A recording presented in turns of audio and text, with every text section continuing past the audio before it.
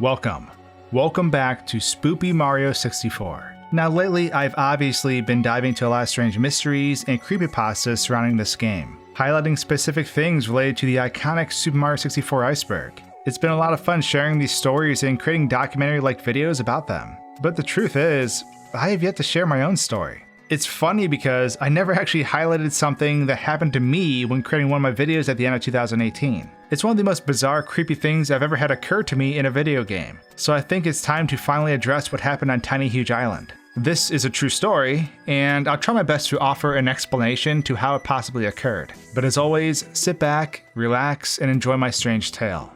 This is the Textureless Mario Anomaly.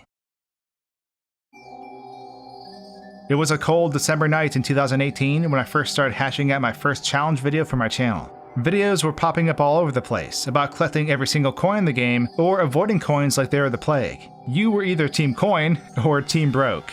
Seeing all these challenges is what inspired me to try my own hand at a challenge concept, but I wanted there to be a unique twist. So, Super Mario 64 was transformed into Coinland, and thus the initial groundwork had started for my video, is it possible to beat Super Mario 64 if every object is a coin? Honestly, everything was smooth sailing too, all except one strange occurrence, and this is where our story begins. So we often joke about the creepy ramifications of personalized copies of Super Mario 64, the unsettling feelings they give us, and the rumors surrounding the whole jovial concept. But in 2018, this wasn't really a notable thing yet. The iconic iceberg hadn't appeared on the internet, slated with Mario 64 superstitions. So when I found myself testing out levels for this challenge video, I was really confused at first when my game started glitching out. I was aware that Mario 64 could max out its memory and start bugging out before crashing, but I hadn't seen anything like what I experienced on Tiny Huge Island. Immediately upon loading the level, the music was just gone. The water wasn't visible either, despite Mario being able to swim in it. But then my game started flickering and the black void crept in.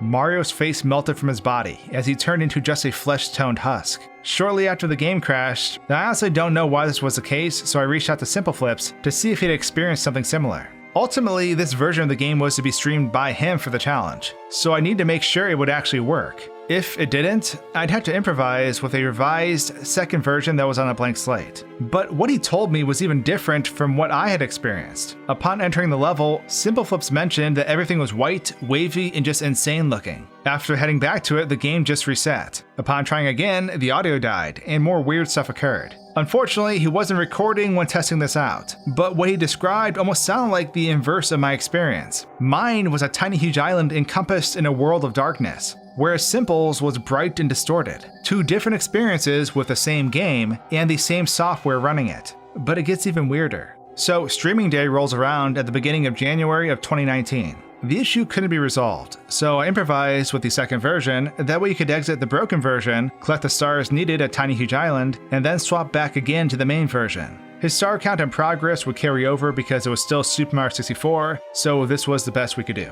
A couple hours into the run, and it was time to now tackle Tiny Huge Island. We knew the game was going to glitch out, but before swapping, Simple wanted to try the level out anyways to show the viewers all the creepy stuff that was going to happen. And like any good haunting, when you go and try to tell someone about it and show them what you experienced, nothing happens. Alright, get ready for a treat, guys.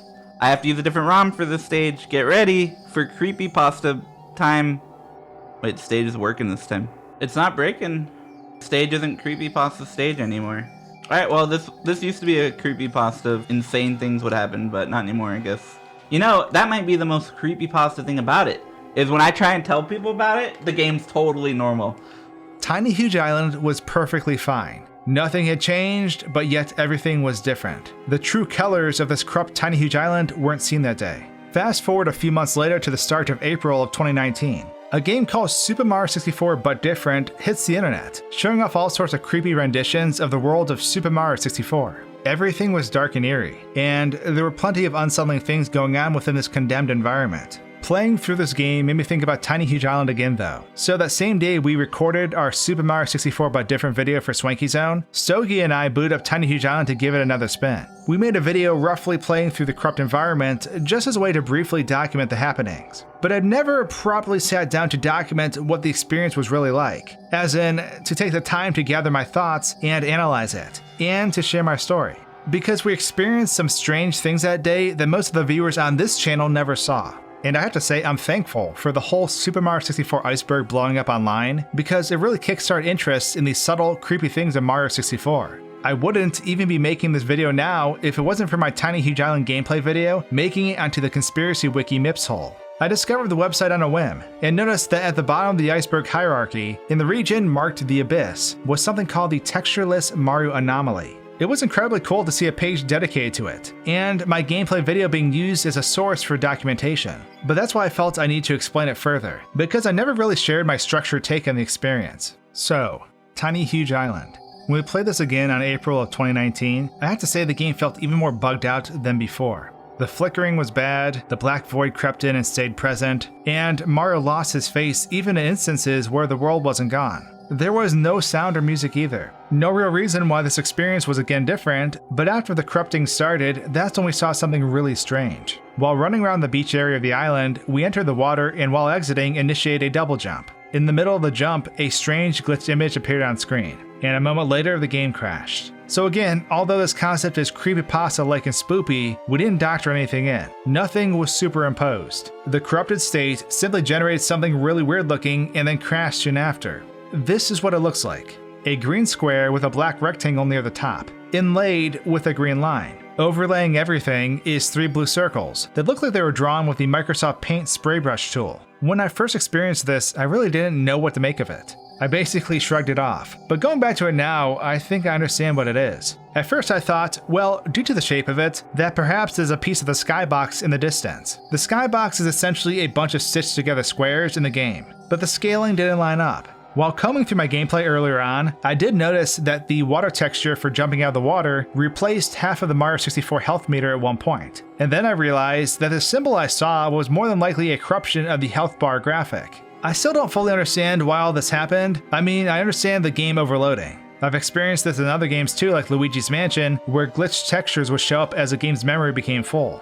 But no objects were actually added to the game. Everything was just converted to a coin. So the total object count should actually be less or equal to what it was before, as converting object emitters like the rolling black spheres or the Karampa balls means they can't generate further objects. There's also a possibility that the editing settings for the game broke this level too.